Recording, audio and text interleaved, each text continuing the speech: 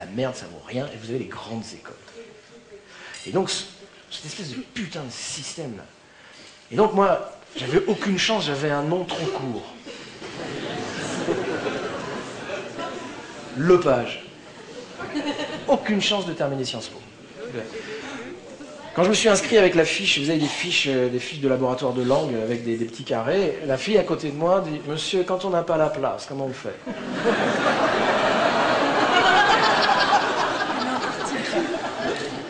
La pariteur, qui était un vanneur, lui dit vous appelez comment, mademoiselle? Elle dit Marie-Cécile de Pouilly-Choiseul de Rochambeau-Poligny. Donc le mec, il me mettez Pouilly.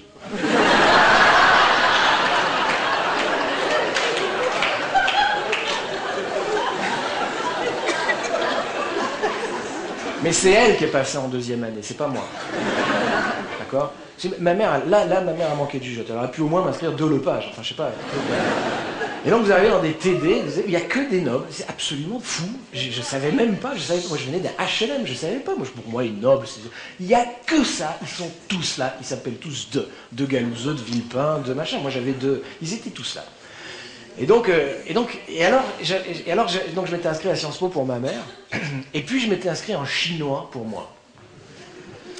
Ça, je vous raconte ça en 73. C'était assez culotté, parce que maintenant, chinois, c'est pas faire de la thune, ça va.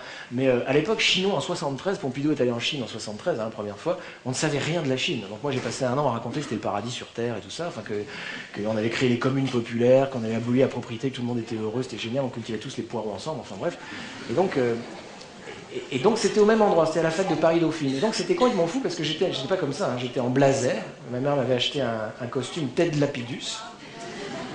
J'avais les cheveux complètement rasés, j'avais une cravate, hein. Et puis là j'allais à Sciences Po, et puis là, l'après-midi, je quittais Sciences Po, je changeais de couloir, et j'allais en première année de chinois, et là j'avais tous les Mao de Paris, avec des cheveux jusqu'à là, qui me regardaient hyper louche, avec mon costard et mes cheveux rasés, tu vois, comme ça. Et donc j'ai fait ça pendant un an, j'étais complètement schizo, hein. Sauf que j'ai vite compris qui étaient les gentils et qui étaient les méchants, hein. Très très vite j'ai compris où étaient les gens sympas, hein. Clairement c'était les Chinois. En plus j'étais assez doué, parce que ma mère, les langues c'est du théâtre, hein. C'est-à-dire si vous avez peur d'imiter, peur d'être bouffon, vous êtes cul. Donc moi, comme j'étais shooté au théâtre depuis que j'étais petit, la maîtresse est une petite chinoise belle, putain, Madame Chan. Alors, elle nous apprenait, parce que vous connaissez le chinois, il faut chanter, si vous ne chantez pas, ça ne marche pas. Par exemple, si vous dites « Woshi », ça veut dire « je suis ». Mais si vous dites « Woshi », ça veut dire « 60 ». D'accord? Donc, si vous arrivez en Chine en disant « Woshi Tsungwajen », pour dire « je suis », ou « Woshi Fagwajen », pour dire « je suis français », en fait, vous dites « fourchette, camembert, couteau ».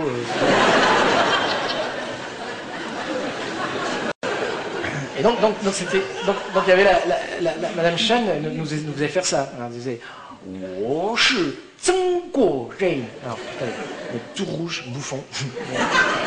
« Woshi Tsungwajen ». Non. Woshi. Non. Lepage, faites-nous ça bien.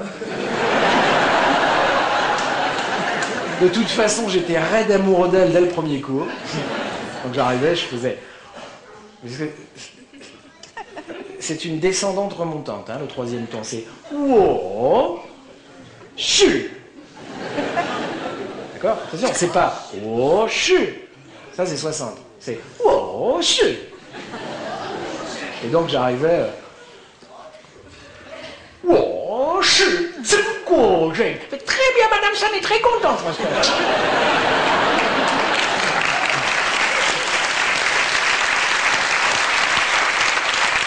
Seulement après, j'allais à Sciences Po.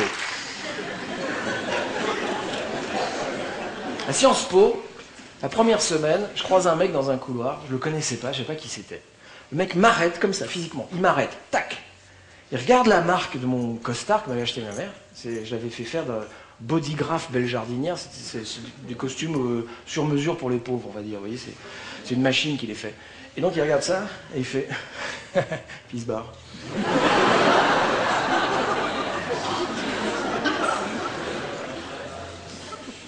J'ai fait une dépression nerveuse, hein, à la fin.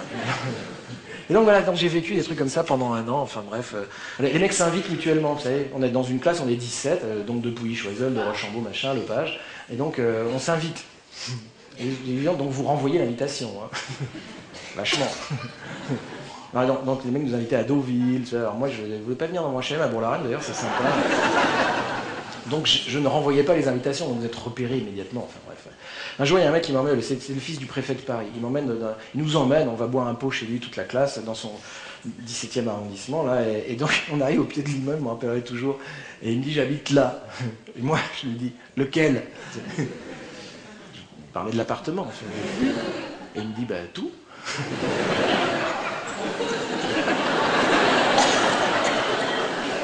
Je ne savais pas que ça existait. J'ai fait le tour d'un pâté de maison sur le balcon. Je vous promets que je me suis perdu dans cet appart. Je savais pas que ça existait. Enfin bon, le mec nous invite. Mais sympa, c'est un mec sympa. Hein. Il était sympa. Enfin bref, voilà. Alors ceux-là sont passés en deuxième année, moi pas. J'ai terminé l'année avec 6 de moyenne dans toutes les matières. Et je peux vous jurer que j'ai bossé. Vous pouvez même pas imaginer. Des nuits entières. Et j'ai... Voilà, quoi. Je savais pas. Je savais pas comment ça marchait. Et donc, voilà, j'ai pas passé la barre de la deuxième année. Donc quand Sarkozy vous dit, vous savez qu'il y a des gosses des banlieues, des beurettes et tout ça qui peuvent aller à Sciences Po, ça s'appelle l'égalité des chances, qui peuvent rentrer à Sciences Po. On s'en fout qu'ils rentrent. Ce qu'on veut, c'est qu'ils sortent de Sciences Po.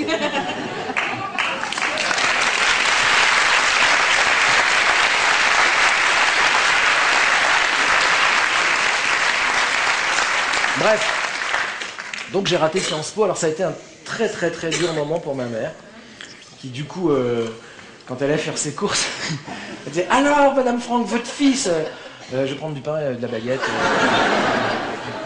Surtout qu'après j'ai fait des trucs nazes, enfin, je suis allé faire de l'expression corporelle, là. C'est genre, il fait quoi maintenant votre fils? Il est danseur. Ah, le mien aussi, il est pédé, ça tombe bien. Enfin,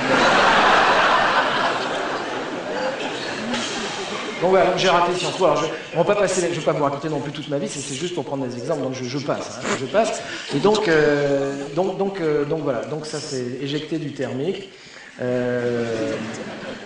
Alors il faut dire aussi que j'avais choisi une technique de descente rapide particulièrement efficace. J'étais tombé amoureux d'une étudiante en chinois. Limite action directe, la nana sympa. Mais vraiment, hein. Non mais vraiment. Et donc, fou pété amoureux d'elle. Alors Sciences Po, je revenais, j'ai les courbes d'économie. Oui, alors si on baisse le crédit, ça fait monter l'investissement. Je dis ouais, c'est vrai. C'est cool. Ça, c'est une technique de descente super rapide. Hein. C'est mieux que le décrochage encore. Et donc voilà. Donc alors leçon suivante, leçon suivante, c'est ce qu'on appelle le vol bivouac. Donc je suis allé faire des tas de petites facs différentes, j'ai essayé d'autres trucs, machin, enfin voilà, j'ai un peu tâtonné. Des facs, voilà, des facs pépères, hein, plus des cumulonimbus, hein, fini ce truc-là. Et donc le vol bivouac, c'est vous prenez dans votre sac, vous prenez un duvet, une tente et de la bouffe, et puis vous décollez d'un sommet, et puis vous attrapez des thermiques, vous allez vous poser sur un autre sommet. Là vous dormez, vous campez, le lendemain vous repartez, et puis vous traversez toutes les Alpes ou les Pyrénées, comme ça, bref. Et donc j'ai fait un peu de vol bivouac, et notamment, je raccourcis vite, notamment je suis entré dans une université, j'ai eu la chance de rentrer dans une fac absolument incroyable, une fac Le Pelletier de Saint-Fargeau, si vous voulez, qui était la faculté libre et ouverte aux travailleurs de Vincennes. Alors Vincennes était un truc assez incroyable. C'était sorti directement des revendications de 68. Les étudiants en 68 demandaient plusieurs choses, et notamment la suppression du bac, le droit pour toute personne de faire des études supérieures sans le bac. D'accord? Toute personne, travailleur, sans le bac, a le droit d'aller faire des études supérieures. La suppression des notations. D'accord? Ça, c'est la revendication de 68, les revendications étudiantes, etc., etc., etc. Et donc, ça a eu lieu. Ça a eu lieu dans une fac qui s'est appelée Vincennes, parce qu'un mec très malin, Edgar Faure, un centriste, a compris qu'on pouvait mettre là tous les gauchistes et vider tous les gauchistes de toutes les facs. Et donc ils ont vidé la Sorbonne.